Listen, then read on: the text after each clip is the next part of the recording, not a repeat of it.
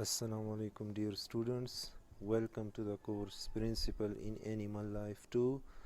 This is lecture number 40. The topic is the Hardy-Weinberg Theorem.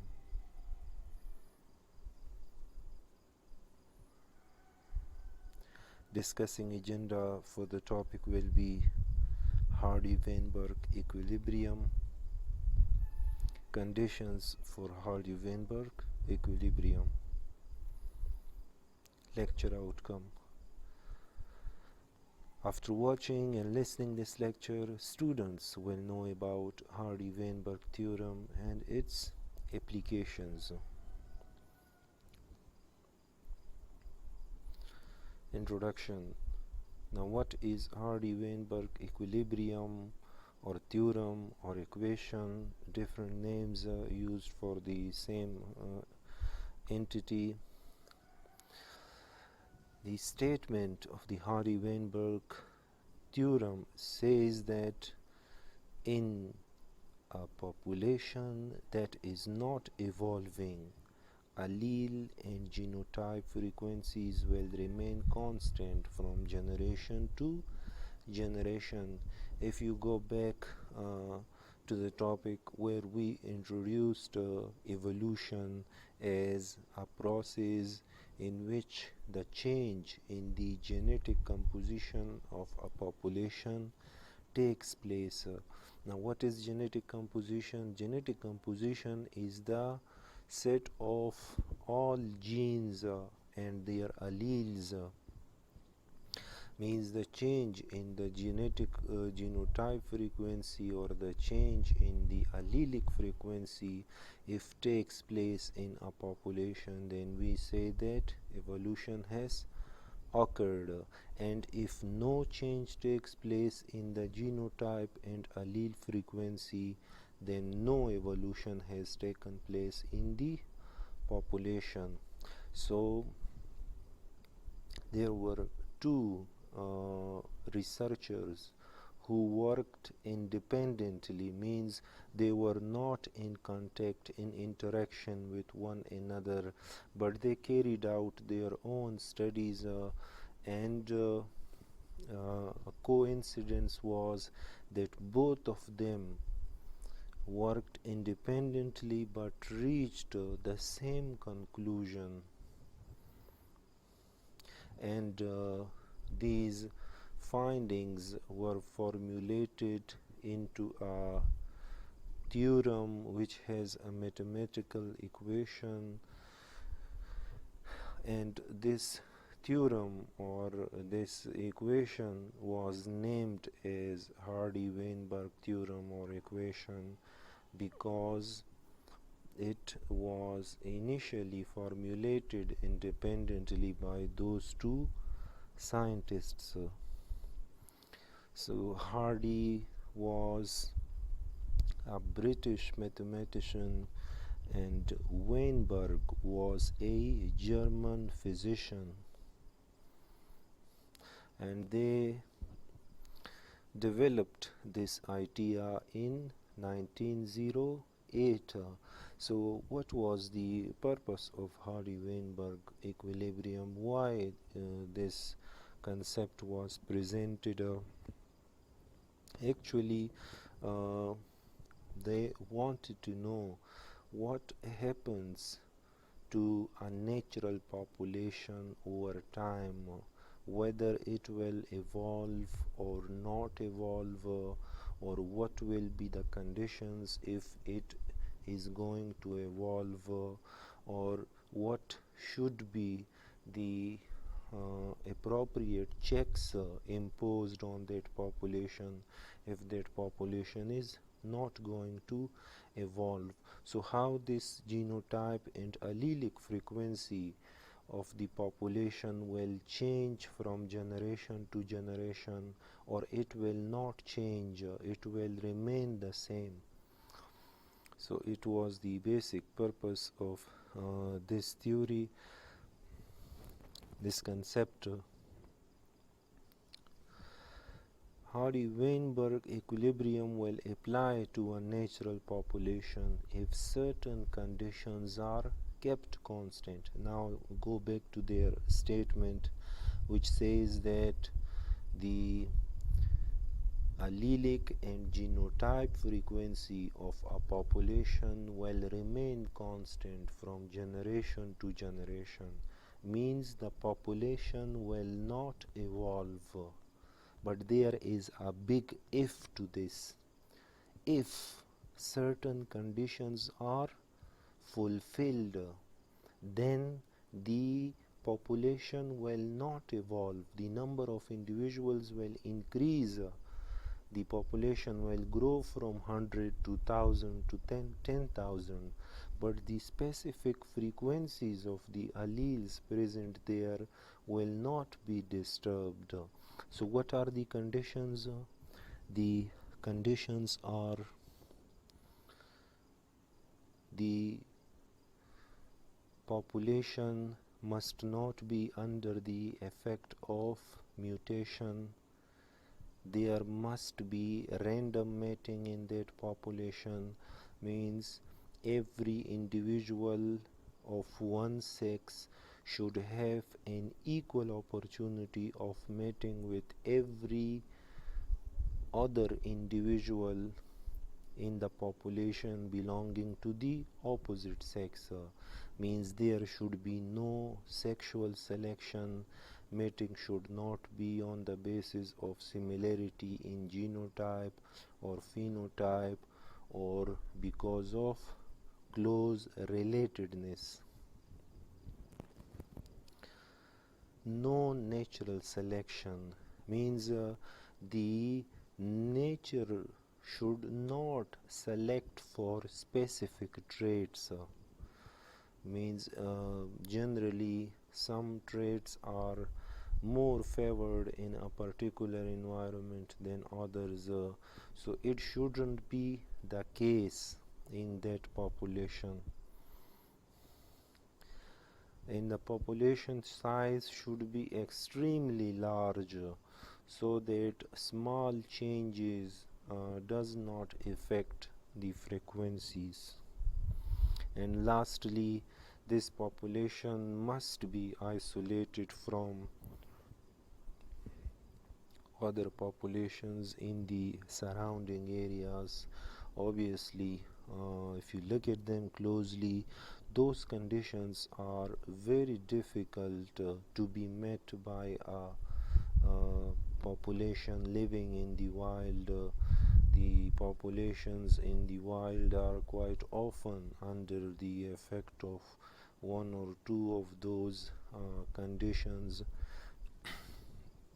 Means mutations takes place, there is assortative mating, natural selection do occur. At times the population size decreases, and obviously environmental changes, the organisms also migrate to other areas. So in short, we can say that those conditions are too difficult to be met by a natural population, so they doesn't apply to a natural population. Now here remember one thing, that in the next topic we will study the different agents responsible for evolutionary change, and we will discuss mutation, random mating, non-random mating, natural selection, genetic drift, and gene flow. So these are the agents for evolution, the agents for change, and if you control those 5 agents, then they become the conditions for the Hardy-Weinberg equilibrium.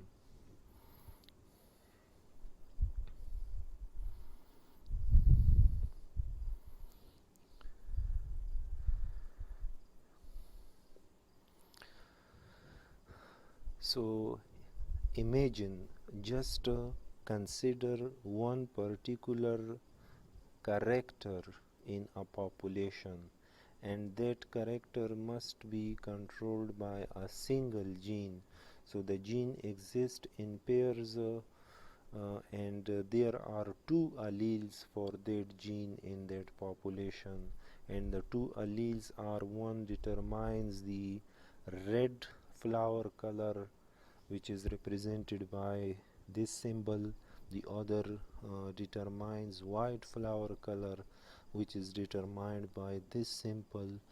Recall from lecture 39 where we discussed the genotype and allelic frequencies.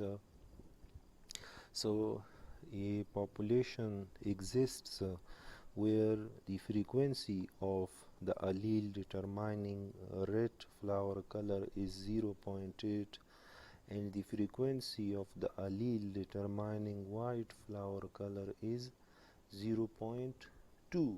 So it means that 80% of the alleles for that particular locus will be those which determines red flower color, and 20% alleles for that locus in that population will be the ones which determines the white flower color.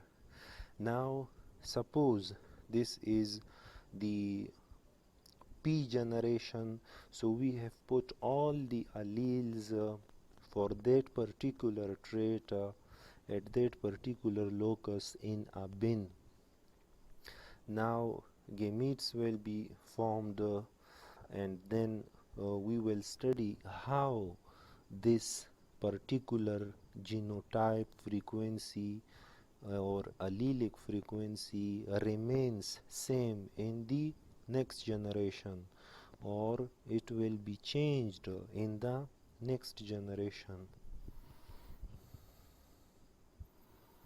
But one condition is necessary, that this population is mating at random, means no sexual selection is involved. Every individual has an equal opportunity of mating with every other individual.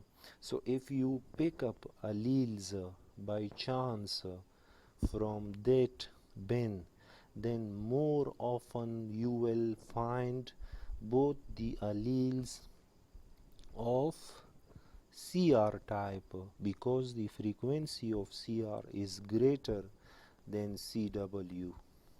So more individuals in that population will have this particular allele because its frequency is greater, and lesser individuals will have this type of allele.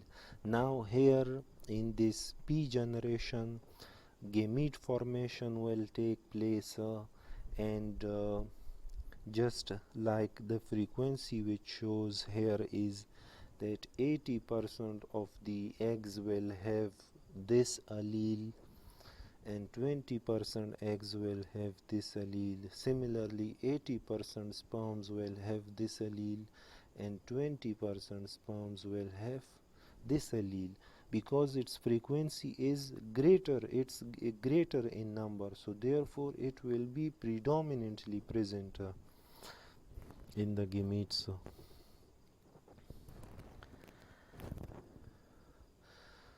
Now here they have mentioned that random mating do takes place in the wild environments, like the fishes releases their sperms and they flow in water, and similarly the seeds, the pollens are carried by wind and then they randomly fall on the stigma of the flower. So it is the example of random fertilization.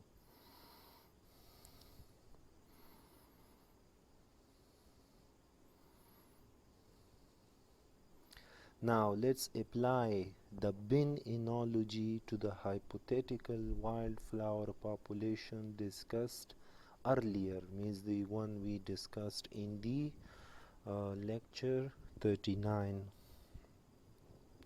So in that population there were 500 flowers, 500, and then we calculated the allelic frequency for the allele which determines red flower color, and also for the one which determines white flower color.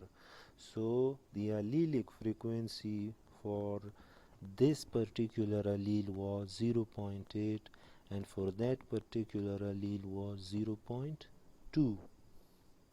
So it means that out of 1000 allele copies, there were 500 individuals, so each individual will carry 2 copies for that particular trait. So 500 into 2, 1000, and out of 1000, 800 copies will comprise of this allele and 200 copies will comprise of this allele. So assuming that gametes are formed by selecting alleles at random from the bin, means if you tie someone's eyes and then you order them to put their hands in the bin and pick up those balls, then what do you think? What will be the probability of picking the red balls or the white balls? Obviously there will be more possibilities of picking the red balls because the red balls are in greater number as compared to the white balls.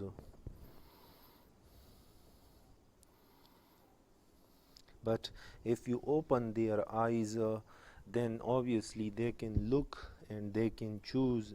They will start picking only white balls, so this is not random. Random is haphazard, not in proper order. So if the gamete formation is at random, then 80% of the eggs will have this allele and 20% will have this allele. Similarly, 80% sperms will have this allele, 20% sperms will have this allele.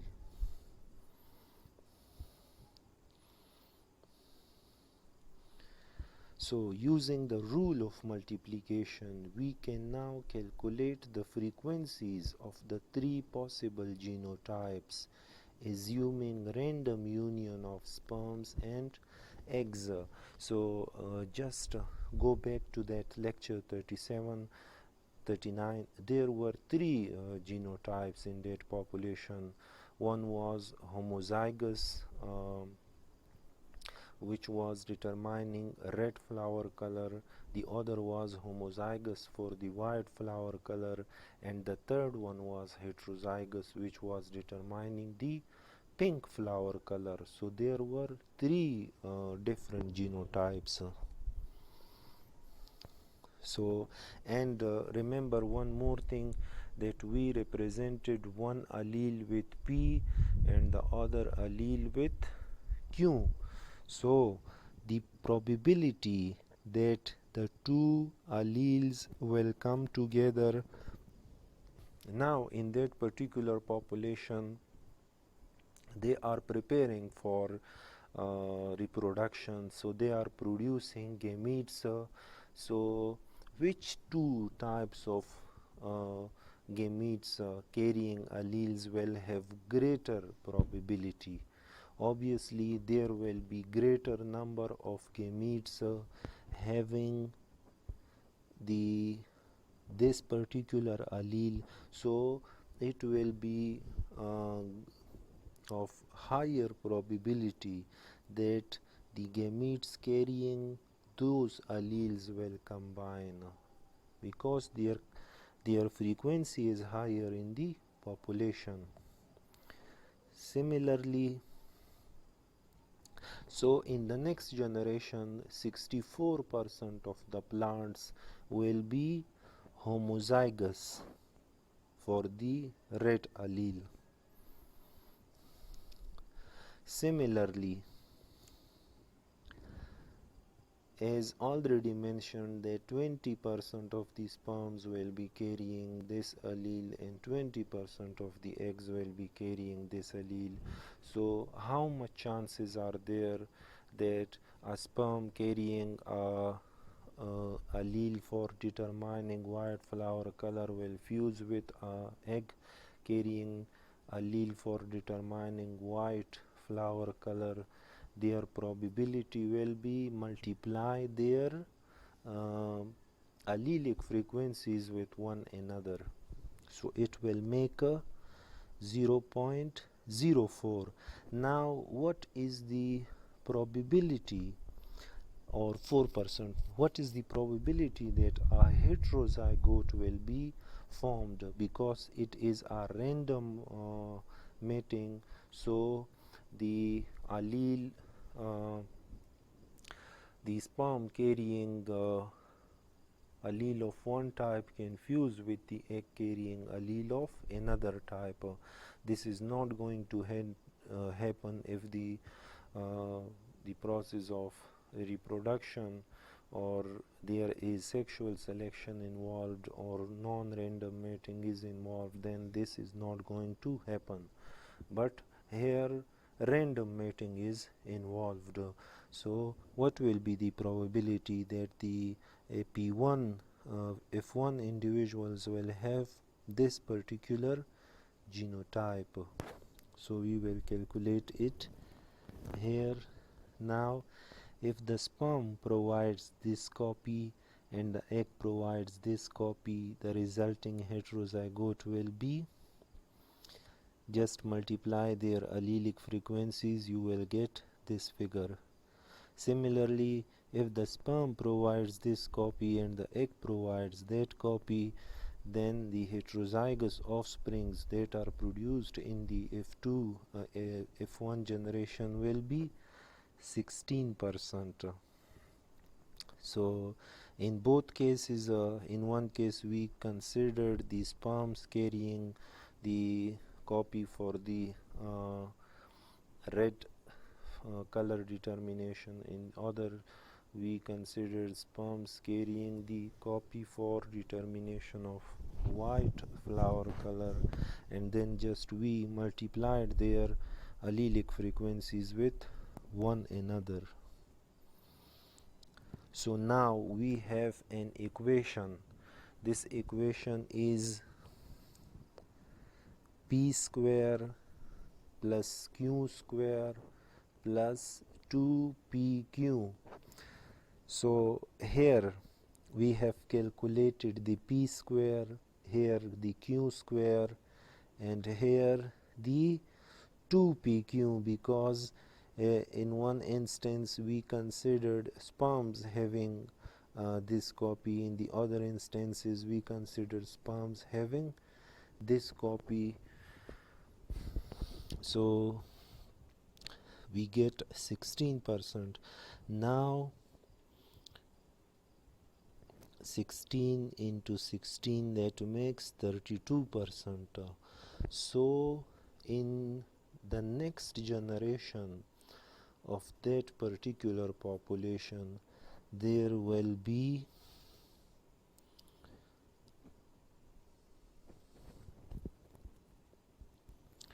32% individuals with a heterozygous genotype, 4% individuals with a genotype that determines white flower color, and 64% individuals will be having the genotype which determines the red flower color.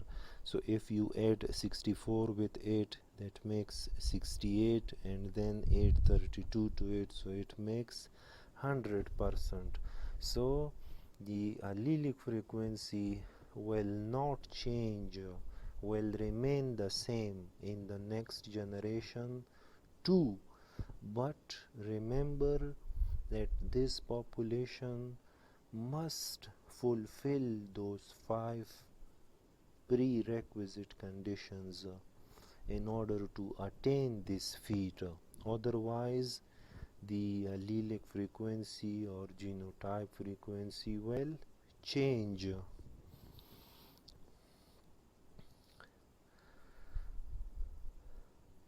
So here is the example.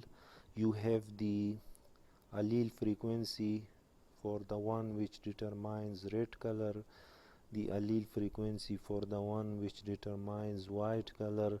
Now there may be sperms which will carry either this allele or this.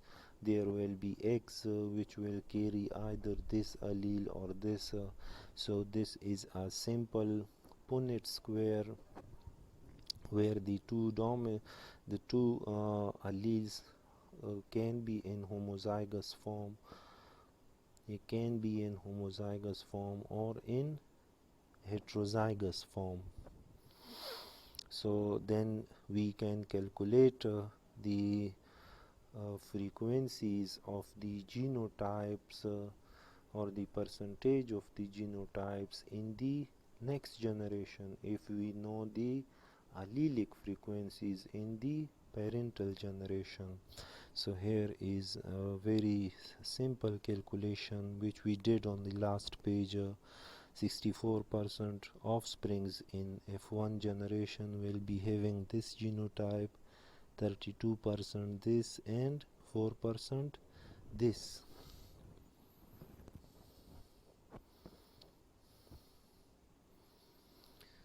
So the genotype frequency in the next generation must add up to 1. So if you add 0.64 with 0.32 with 0.04, it makes 1% or 100%. Thus the equation for Hardy-Weinberg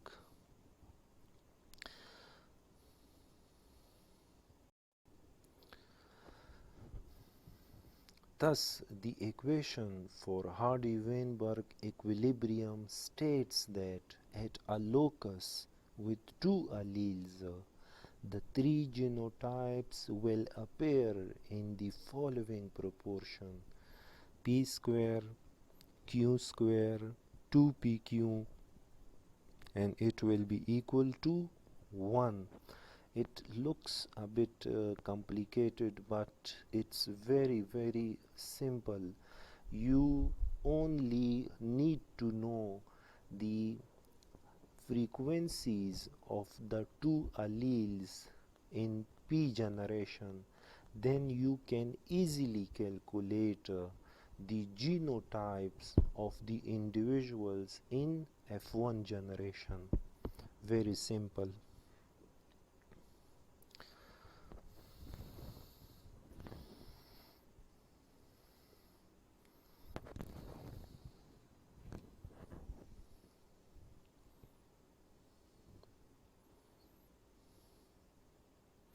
So this is the allelic frequency for the one determines red color, flower color.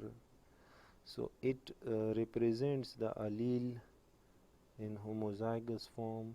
It also represents the allele in homozygous form. It represents the allele in the genotype in heterozygous form.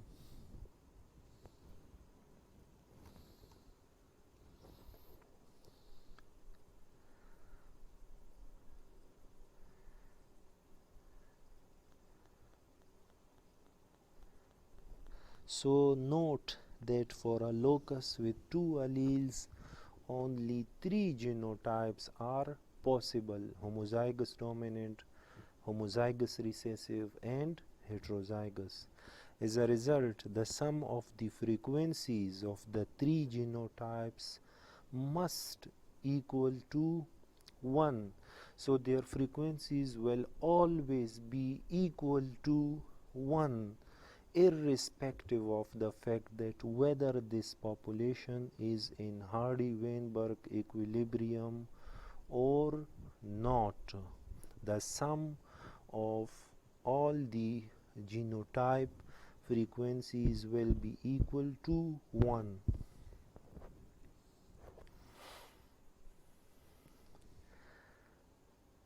The key point is that a population is in Hardy-Weinberg equilibrium only if the observed genotype frequency of one homozygote is p square, the observed frequency of the other homozygote is q square, and the observed frequency of the heterozygote is 2pq. So that was the end of the lecture. Thank you very much. Allah Hafiz.